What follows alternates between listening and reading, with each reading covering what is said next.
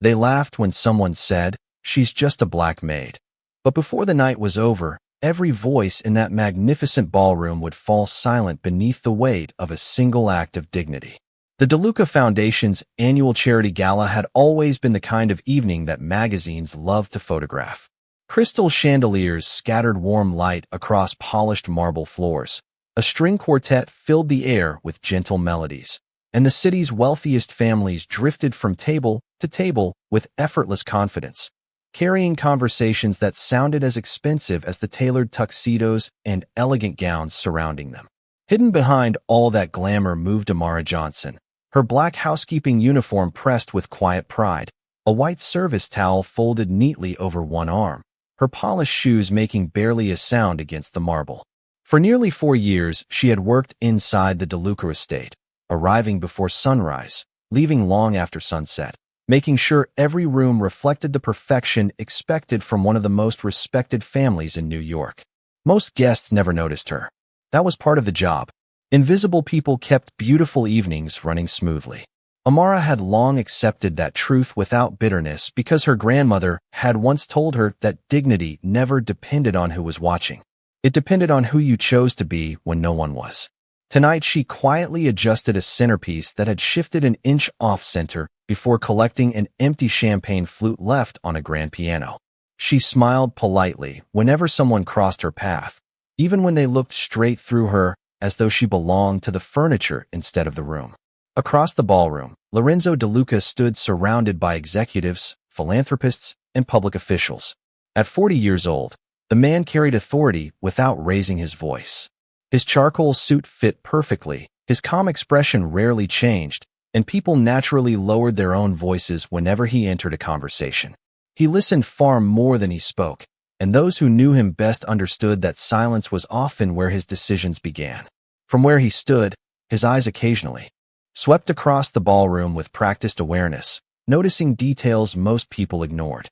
Meanwhile, Amara continued working, unaware that someone had been quietly observing not only the guests, but also the way she treated every person she encountered. Near one of the dining tables, a wealthy socialite accidentally knocked a crystal glass onto the floor.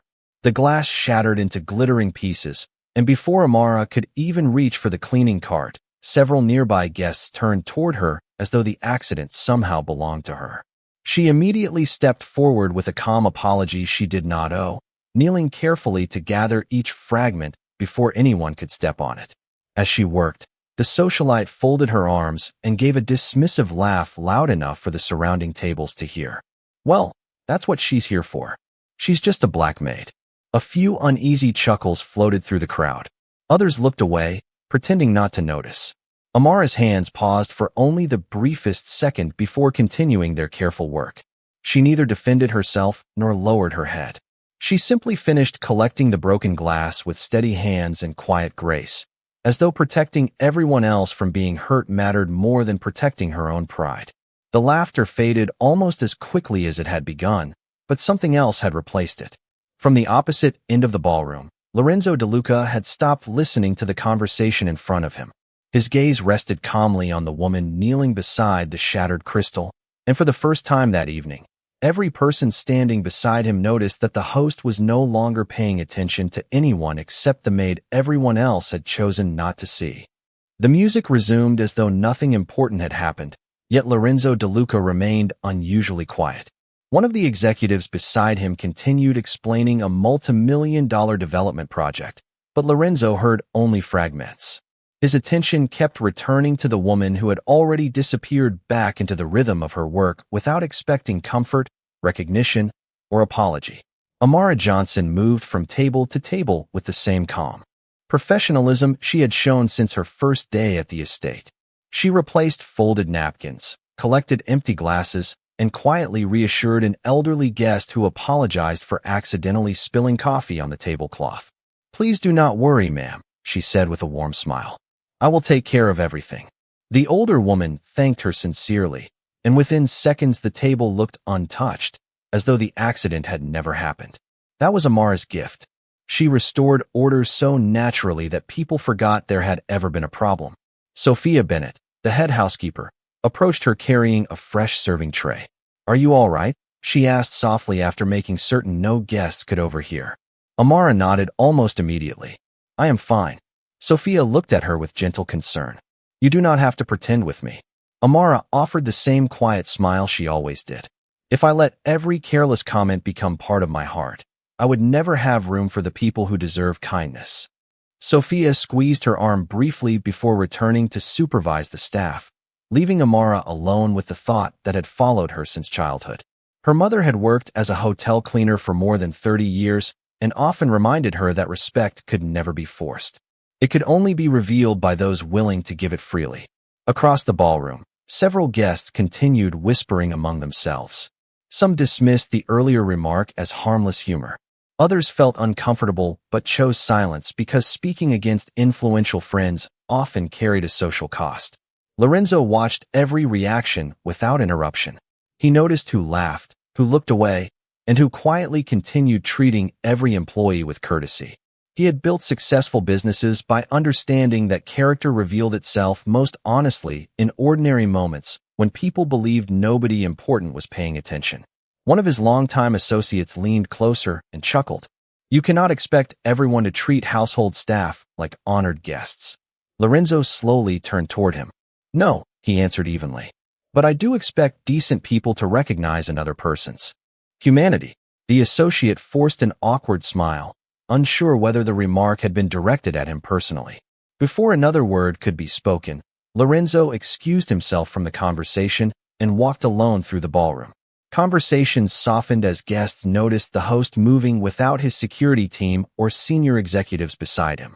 Instead of approaching the politicians or business leaders waiting to greet him, Lorenzo stopped near a service station where Amara was arranging fresh dessert plates. She looked up, surprised to see him standing there. Good evening, Mr. DeLuca, she said respectfully. Is there something you need? Lorenzo glanced at the perfectly arranged trays before meeting her eyes. I wanted to ask whether you were doing all right. The question caught her completely off guard. Of all the responses she had imagined after the uncomfortable scene, personal concern from the owner of the estate had never crossed her mind. For a brief moment, she searched his expression for pity, but found none. There was only calm sincerity. Amara answered honestly. I have had difficult days before, sir. I know this one will pass as well. Lorenzo gave a slight nod, though something in her answer settled heavily on his conscience. She had spoken with the quiet confidence of someone who had learned far too early that dignity often had to survive without witnesses, and he silently realized that before this evening ended, everyone in that ballroom would learn exactly what dignity looked like. Amara returned to her duties believing the evening would quietly move on, but elegant celebrations often hid uncomfortable truths beneath polished smiles. As dessert was served, guests gathered near the grand staircase where the foundation's largest donors were invited for a commemorative photograph. Staff members worked quickly behind the scenes, making certain every chair, floral arrangement, and place setting appeared flawless. Amara noticed that one of the floral displays had shifted slightly after several guests brushed against it, so she carefully stepped forward to straighten the arrangement before the photographer arrived. She had nearly finished when the same socialite who had mocked her earlier glanced toward her with obvious irritation. Not there, the woman said sharply. You are blocking the picture. Amara quietly stepped aside. I apologize, ma'am. I was only fixing the flowers. The woman rolled her eyes dramatically. Nobody asked you to think. People like you are supposed to follow instructions, not make decisions. Several nearby guests exchanged uncertain glances, yet no one interrupted. Amara lowered her eyes for only a moment before calmly answering. I understand. She turned to leave, but another guest laughed and added, perhaps she thought she was one of the invited guests tonight. A ripple of laughter spread through the group, softer than before, but no less painful. Amara continued walking without responding. Years of experience had taught her that arguing with someone determined to look down on another person rarely changed a heart. Near the service entrance, a young catering assistant named Ethan quietly caught up with her. He could not have been older than 20. Miss Johnson, he said nervously, I am sorry they treated you like that. Amara offered him a grateful smile. Thank you for saying something kind. That matters more than you realize. Ethan hesitated before asking, how do you stay so calm? She looked toward the ballroom, where laughter and conversation continued beneath sparkling chandeliers. Because if I allow someone else's opinion to decide who I am, then I hand them something that never belonged to them in the first place. Ethan nodded thoughtfully, carrying those words with him as he returned to work. Across the ballroom, Lorenzo had witnessed the exchange from beginning to end. He also noticed something far more revealing than the cruel remarks themselves. He noticed the silence that followed them. Men and women who proudly donated millions to charitable causes had watched a hard-working woman lose a piece of her dignity in public, yet many chose the comfort of remaining quiet instead of the inconvenience of doing what was right. Lorenzo slowly walked toward the display of historical photographs honoring the foundation's past recipients. Framed beside images of hospitals, scholarships, and community centers was a simple bronze plaque engraved with the organization's guiding principle. It read, "Every life deserves equal dignity." He stared at those words for several long seconds before looking back toward the ballroom, where the guests continued enjoying the evening as though nothing significant had happened. The contrast settled heavily in his mind. Fine speeches about compassion meant very little if kindness disappeared the moment no cameras were watching. At that very moment, the Master of Ceremonies announced that all distinguished donors should gather near the stage for the Foundation's recognition ceremony. The applause echoed through the ballroom as guests proudly made their way forward. Amara quietly wheeled a service cart toward the side entrance, hoping to remain unnoticed for the rest of the evening. She believed the hardest part of the night was finally behind her. She had no way of knowing that the ceremony everyone expected to celebrate generosity was about to become something entirely different, because Lorenzo DeLuca had already reached a decision that would redefine the meaning of honor for every person standing beneath those glittering chandeliers. The applause swelled as the Master of Ceremonies welcomed the Foundation's most generous donors onto the stage, each name announced with admiration, each achievement celebrated beneath the glow of crystal chandeliers. Cameras flashed from every corner of the ballroom, while waitstaff quietly circled the room, clearing dessert plates and refreshing coffee cups without interrupting the carefully orchestrated evening. Amara Johnson guided her service cart along the edge of the room with practiced precision, determined to finish the remainder of her shift without drawing another glance. She believed the uncomfortable moments had passed. She was wrong. As she approached one of the reserved tables, the same socialite who had mocked her earlier noticed a small water ring left beneath a glass. It had been created by a guest who had moved seats only moments before, yet she immediately pointed toward Amara with theatrical disappointment. "There it is again," she announced loudly enough for nearby tables to hear. "Standards keep slipping." Several heads turned. Amara stepped forward with a clean linen cloth. "I will take care of it right away, ma'am." The woman sighed dramatically. "You should have taken care of it before anyone saw it. Details matter when you work in someone else's home." Another guest smiled politely, trying to ease the tension. "It is only a small watermark." The woman dismissed him with a wave of her hand. "That is not the point. Excellence is expected, especially from employees." Amara quietly wiped the table until the polished wood reflected the chandelier above once again. "Thank you for pointing it out," she replied calmly. Her answer only seemed to encourage the woman, who stepped closer and looked directly at the embroidered name badge on Amara's uniform. "Tell me something," she said with a smile that carried no warmth. "Have you ever imagined what it feels like to attend a gala like this as a guest instead of serving everyone else?" The surrounding conversations gradually faded. Amara looked at her for a brief moment before answering with complete sincerity. "I have never measured my worth by the side of the table where I stand." The response surprised several people nearby. Even the woman hesitated before forcing a quiet laugh. "That is a very poetic answer." Amara simply nodded and resumed arranging the silverware. Across the room, Ethan overheard everything and instinctively took a step forward, wanting to defend her, but Sophia gently placed a hand on his shoulder. "Not yet," she whispered, though concern filled her voice. "Trust Mr. DeLuca." Ethan followed her gaze and noticed Lorenzo standing near the stage with his hands loosely folded in front of him. He was no longer speaking with donors or photographers. Instead, he watched the exchange with the calm focus of someone allowing every person to reveal exactly who they were before making a decision. The Master of Ceremonies approached Lorenzo with a wireless microphone. "Mr. DeLuca, everyone is ready for your annual address." Lorenzo accepted the microphone without immediately speaking. He slowly looked across the ballroom, allowing the room to settle into complete silence.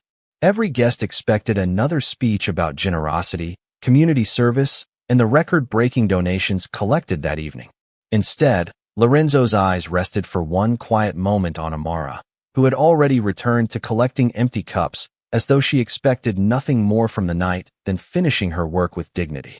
The silence stretched just long enough for curiosity to replace celebration, and in that single moment, every person beneath the chandeliers sensed that the evening was about to take an unexpected direction, though none of them could have imagined that the most important lesson of the gala would not come from the stage, but from the woman almost everyone had overlooked. Lorenzo allowed the silence to settle before speaking again, never raising his voice, never rushing a single word. This evening has reminded me that respect is tested long before generosity is applauded. His eyes remained on the audience, not on any one individual. Yet many people suddenly found the marble floor far more interesting than meeting his gaze. A donation can improve a community, he continued, but character is revealed by the way we treat the person who can offer us nothing in return. The ballroom had become so quiet that the faint hum of the air conditioning could be heard beneath the chandeliers. Amara stood motionless beside her service cart, still holding the folded linen towel against her arm. She wished the attention would pass as quickly as it had arrived. She had never wanted to become part of the evening's program. She only wanted to finish her shift with the same quiet professionalism that had guided her through every day she had worked in the DeLuca estate. Lorenzo slowly stepped down from the stage instead of remaining behind the podium. Every movement drew the eyes of the crowd. The photographers instinctively lifted their cameras, uncertain what they were witnessing but sensing that the evening had taken an unexpected turn. Lorenzo walked across the polished marble floor until he stopped only a few feet from Amara. She looked at him with respectful uncertainty. "Mr. DeLuca," she said softly, "if something needs attention, I can take care of it." A faint smile appeared on Lorenzo's face. "You already have," he answered. "You have taken care of everything asked of you tonight, including burdens that should never have been yours to carry." Amara lowered her eyes, unsure how to respond. Lorenzo turned back toward the guests without moving away from her. "Many of you know my family through business. Some know us through philanthropy. Others know us through public events like this one. But very few know the people whose work makes evenings like this possible." He gestured gently toward Amara. "Miss Johnson has served this household with integrity for years. She has solved problems before they reached my attention. She has treated every guest with patience, even when patience was not returned. That kind of excellence cannot be measured by a job title." Several staff members standing near the service entrance quietly exchanged emotional smiles. Sophia folded her hands together while Ethan looked at Amara with unmistakable admiration. Lorenzo continued, "Earlier tonight, I watched someone respond to disrespect with grace. I watched someone choose dignity over anger. That decision deserves more recognition than any speech I could deliver." The room remained completely still. No one interrupted him. No one laughed anymore. The socialite who had repeatedly embarrassed Amara shifted uneasily in place, realizing that every sentence seemed to narrow the distance between principle and accountability. Lorenzo finally looked directly toward her section of the ballroom. His expression remained calm, but there was unmistakable conviction behind his words. "The measure of this foundation has never been the size of our donations. It has always been the size of our respect for others. Tonight that standard was upheld by someone wearing a housekeeping uniform, while others wearing designer clothing forgot it entirely." A wave of quiet realization spread across the audience. For the first time all evening, Amara was no longer invisible, and every person in the ballroom understood that the next words Lorenzo chose would determine not only the ending of the gala, but the reputation every guest would carry home with them. No one spoke. The silence hanging over the ballroom carried more weight than the applause that had filled it only minutes before. Lorenzo DeLuca let every person absorb his words before calmly turning toward the section where the uncomfortable laughter had begun earlier that evening. His expression remained composed, neither angry nor theatrical, but there was an unmistakable firmness in his voice that commanded every ounce of attention in the room. "This foundation was created to restore opportunity," he said. It was never intended to become a place where someone's dignity could be diminished because of the work they perform. The socialite slowly lowered her eyes, realizing there was no graceful way to escape the truth. Lorenzo continued without raising his voice. Earlier tonight, I watched a hard-working woman apologize for mistakes that were not hers. I watched her respond to disrespect with patience instead of resentment. Most importantly, I watched many intelligent people choose silence when kindness required only a few simple words. Several guests shifted uneasily in place. A businessman near the front quietly removed his glasses, avoiding eye contact. Another guest folded her hands together with visible embarrassment.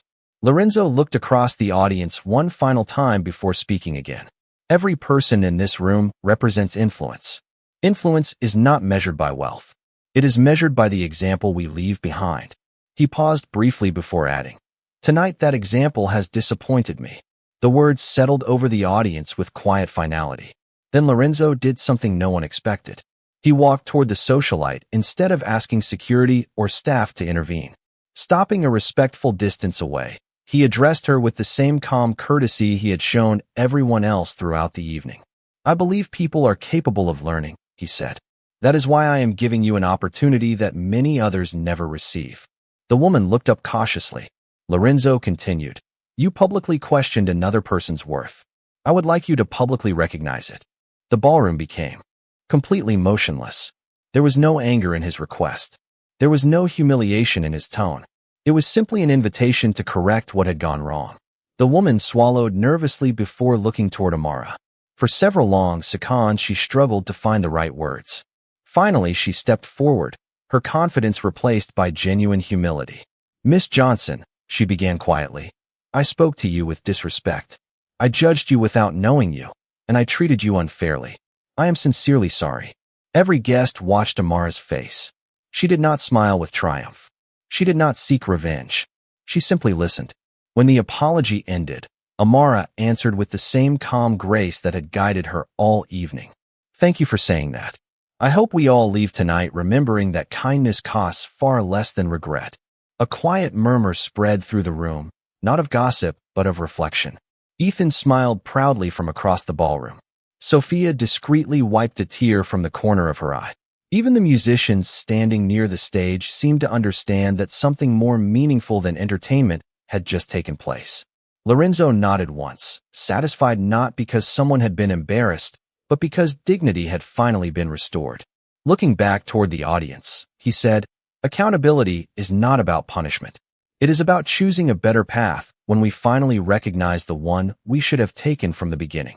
As those words settled into the hearts of everyone present, the atmosphere of the gala quietly transformed. The evening was no longer remembered for its elegant decorations or generous donations. It had become a reminder that the strongest people in any room are not always those with the greatest wealth, but those willing to protect the dignity of another human being when everyone else remains silent. The ballroom remained remarkably quiet even after Lorenzo lowered the microphone. No one hurried back to casual conversation. No one reached for another toast. It was as though every person present understood that the evening had quietly crossed a line between ceremony and reflection. Amara stood beside her service card, hoping that attention would finally move elsewhere, but Lorenzo turned toward her once again. "Miss Johnson," he said with genuine respect, "would you do me the honor of joining us for the remainder of the evening?" She looked at him with visible surprise. "Sir, I am working." Lorenzo smiled gently. "You have been working all evening. For the next hour, I would like you to be our guest." A soft murmur traveled through the crowd. The invitation carried far more meaning than anyone could ignore. The seat Lorenzo indicated was not an ordinary chair. It had been reserved for the foundation's principal community partner, a place traditionally given to someone recognized for exceptional service. Amara hesitated. "I do not believe that seat belongs to me." Lorenzo answered without hesitation. "Respect belongs wherever it is earned." Sophia stepped forward with quiet encouragement. "Go ahead, Amara. You have spent years making everyone else feel welcome. Let someone welcome you tonight." Ethan smiled broadly and nodded in agreement. Slowly, Amara placed the folded linen towel on her service card and smoothed the front of her simple uniform. She walked across the polished marble floor with measured steps, aware that hundreds of eyes were following her, yet she refused to let pride replace humility. Lorenzo personally pulled back the chair before she sat down. The gesture was simple, graceful, and impossible to misunderstand. Around the room, several guests instinctively rose to their feet. One after another, more people followed until nearly the entire ballroom stood in respectful silence. No announcement instructed them to do so. No protocol required it. They stood because something inside them recognized that dignity deserved acknowledgement. Amara looked around the room with quiet disbelief. She had spent years entering elegant spaces through service doors, carefully avoiding attention, believing that invisible work was simply part of her life. Now the very people who had overlooked her were offering the kind of respect that could never be purchased. An elderly donor seated nearby smiled warmly. "May I introduce myself? I do not believe we have ever properly met. My name is Eleanor Whitman." Amara shook her hand with sincere gratitude. "It is a pleasure to meet you, Mrs. Whitman." Soon another guest introduced himself, followed by another, and then another. They no longer saw a uniform before they saw a person. They saw character before occupation. Lorenzo quietly watched the conversations unfold without interrupting. This was never about making Amara the center of attention. It was about restoring something that should never have been taken from her in the first place. As dinner resumed, the atmosphere felt entirely different. Laughter returned, but it carried warmth instead of arrogance. Conversations became more thoughtful. Staff members were thanked by name. Guests who had barely acknowledged servers earlier in the evening now offered genuine smiles and simple words of appreciation. The foundation had raised millions of dollars that night, but Lorenzo realized the evening's greatest success could not be measured in financial reports. It could only be measured in the quiet change that had begun inside the hearts of the people gathered beneath those brilliant chandeliers, where a woman who had arrived expecting to remain unseen had reminded an entire room what true honor looked like. As the evening continued, the ballroom no longer felt like the same place where careless laughter had echoed only an hour earlier. The elegant decorations had not changed. The chandeliers still reflected warm light across the polished marble floor. The musicians still played gentle melodies, and the servers continued moving quietly between the tables. Yet something far more important had changed inside the people gathered there. Guests who had once hurried past the staff without a glance now paused to offer sincere thanks. Several donors stood to shake hands with housekeepers, servers, and kitchen employees whose names they had never bothered to learn before. Sophia watched the quiet transformation with grateful eyes, realizing that no policy or training session could ever accomplish what one moment of genuine leadership had achieved. Ethan found himself smiling every time another guest thanked a member of the staff. He quietly whispered to Sophia, "I think everyone is seeing us differently tonight." She answered with a gentle smile. "Perhaps they are finally seeing us at all." At the reserved table, Amara still struggled to believe she belonged there. She listened politely as community leaders, educators, and business owners introduced themselves one after another. None of them asked about her job title first. Instead, they asked where she had grown up, what inspired her kindness, and how long she had been working with the DeLuca family. The conversations felt natural, respectful, and free from the invisible barriers that had existed only a short time earlier. Mrs. Eleanor Whitman leaned forward with a thoughtful expression. "Miss Johnson, may I ask you something?" Amara nodded. "Of course." The older woman smiled warmly. "When those unkind remarks were made earlier, how did you remain so calm?" Amara reflected quietly before answering. "Because I learned a long time ago that another person's words describe their character before they describe mine. I cannot always choose how someone treats me, but I can choose the person I become because of it." The table fell silent for a moment as everyone considered her answer. Lorenzo listened without interrupting. The wisdom in her words confirmed everything he had believed since he first noticed her years ago. Quiet strength rarely announced itself. It simply revealed itself when life became difficult. One of the younger donors finally spoke. "I have attended this gala for 5 years, and tonight is the first time I realized how many people work behind the scenes to make it possible." Lorenzo nodded thoughtfully. The strongest organizations are built by people whose names rarely appear in headlines. We honor ourselves when we remember that. Across the ballroom, the socialite who had apologized earlier approached one of the serving stations where Ethan was arranging fresh coffee cups. She thanked him politely before asking whether she could personally compliment the kitchen staff as well. Ethan gladly showed her the direction. Her voice carried genuine humility now, not because anyone demanded it, but because she had recognized something she had overlooked for far too long. As the evening gradually drew toward its conclusion, the photographers captured one final group portrait of the foundation's supporters. This time, however, Lorenzo made one quiet adjustment before the picture was taken. Instead of placing only donors and executives at the front, he invited the entire staff to stand beside them. Housekeepers, servers, chefs, maintenance workers, coordinators, and volunteers stepped forward with hesitant smiles. Amara found herself standing near Lorenzo, still wearing the same simple housekeeping uniform she had worn since the beginning of her shift. No expensive gown had transformed her.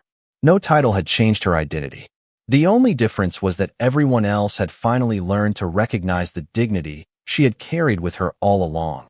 And as the camera captured that single unforgettable moment, it became clear that the most valuable thing preserved that evening would never be the photograph itself, but the lesson reflected in every face standing together within it.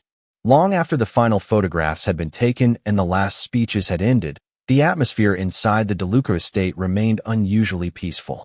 Guests who normally hurried toward waiting cars lingered a little longer, stopping to thank servers, shaking hands with housekeepers, and smiling at people they had barely noticed only hours earlier.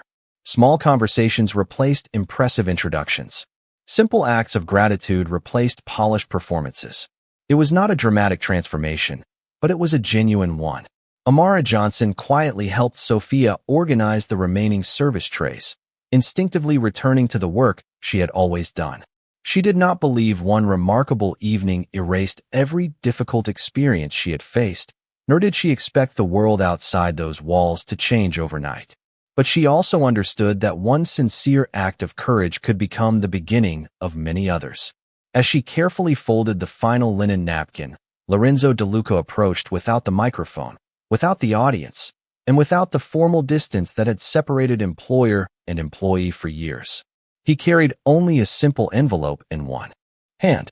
"Miss Johnson," he said warmly, "thank you for everything you have done, not only tonight, but every day you have served this household." Amara smiled gently. "I was only doing my job, sir." Lorenzo shook his head. "No, you were protecting something much greater than your job. You reminded an entire room what integrity looks like when it has nothing to gain." He handed her the envelope. Inside was not a financial reward or a promotion announcement. It contained a handwritten letter on the foundation's stationery. The letter thanked her for demonstrating the values the organization claimed to represent and formally invited her to join the foundation's newly established Employee Advisory Council, a group that would ensure every member of the staff had a voice in shaping workplace culture and future community projects. Amara looked up with quiet surprise. "You trust me with this responsibility?" Lorenzo answered without hesitation. "Leadership begins with people who serve others long before anyone notices them." Tears gathered gently in Amara's eyes, not because she had received recognition, but because someone had recognized the value of countless unseen moments that had once seemed ordinary. Sophia embraced her with heartfelt pride, while Ethan grinned so broadly that he could barely hide his excitement. During the following weeks, small changes quietly spread throughout the DeLuca organization. Staff appreciation meetings became regular events. New employee mentorship programs were introduced. Managers spent more time listening than giving instructions. Guests returning for future events noticed something different as well. Every member of the staff was greeted by name whenever possible, and gratitude became part of the culture rather than an occasional gesture. The story of that evening traveled farther than anyone expected, not because of scandal or confrontation, but because people rarely forgot witnessing quiet dignity overcome casual prejudice. Months later, one of the donors wrote to the foundation saying that the evening had changed the way she treated every employee in her own company. Another began funding scholarships for hospitality workers, pursuing higher education. Ethan enrolled in management courses after discovering that respect and leadership could exist together. As for Amara, she remained exactly who she had always been. She still arrived before sunrise. She still noticed details others overlooked. She still greeted everyone with the same calm smile. The only difference was that people finally understood they were not looking at someone who was merely doing a job. They were looking at a woman whose character had quietly transformed an entire room without raising her voice. And as the lights inside the grand ballroom slowly dimmed and the doors closed on another successful gala, one truth remained brighter than every chandelier that had illuminated the evening. Wealth may command attention. Power may command obedience. But genuine dignity earns something far more lasting. It earns respect. And that night, everyone remembered exactly what dignity looks like.